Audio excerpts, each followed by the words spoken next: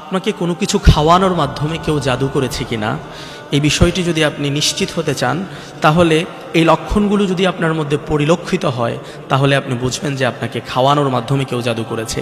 এক নাম্বার লক্ষণ হলো আপনার পেটটা সবসময় যেন ফুলে থাকবে, অযথাই আপনার পেটটা ফুলে আছে, খাওয়ায় অরুচি দেখা দিচ্ছে।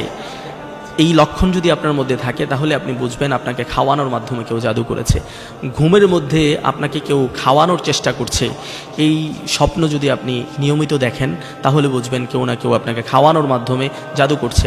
অথবা অযথা হুটহাট আপনি রাগান্বিত হয়ে যাচ্ছেন, এমনিতেই আপনার রাগ চলে আসছে, আপনি হাইপার হয়ে যাচ্ছেন, তাহলে বুঝবেন যে খাওয়ানোর মাধ্যমে কেউ আপনাকে জাদু করেছে। যদি এমনটা হয়ে যায় তাহলে আপনি খুব পবিত্র কোরআনুল কারীমের 2টি সূরা তেলাওয়াত করবেন প্রতিনিয়ত, সকাল এবং সন্ধ্যা 2টি সূরা। প্রথমত আপনি সূরাতুল ফাতিহা তেলাওয়াত করবেন এবং সূরা ফালাক, সূরা নাস, এই 2টা হচ্ছে ম্যান্ডেটরি।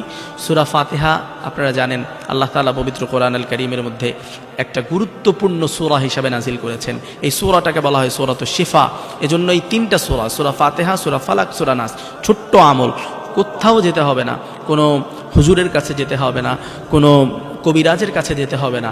আমরা অনেক সময় কবিরাজের কাছে যাই, কবিরাজ আমাদেরকে বিভিন্নভাবে ভোজং বাজং বুঝ দিয়ে আমাদের কাছ থেকে অনেকগুলো টাকা হাতিয়ে নেয়, কিন্তু না, আপনি এটা করবেন না, বরং আপনি নিজেই যদি রুকিয়া করতে পারেন এটা আপনার জন্য উত্তম। কোরআন আপনার কাছে সব কিছু ওপেন করে দিয়েছে, তাহলে আপনি কেন কোরআনের কাছে ফিরে না আসে মানুষের প্রতারণার ফাঁদে আপনি পা দিচ্ছেন? প্রতারণার ফাঁদে কখনো পা দিবেন না, আপনি নিজেই এই আমলগুলো করুন, ইনশাআল্লাহ আপনার কেউ যদি আপনাকে জাদু করে থাকে এই জাদু চলে যাবে ইনশাআল্লাহ। আল্লাহ তাআলা আমাদেরকে বোঝার তৌফিক দান করুন।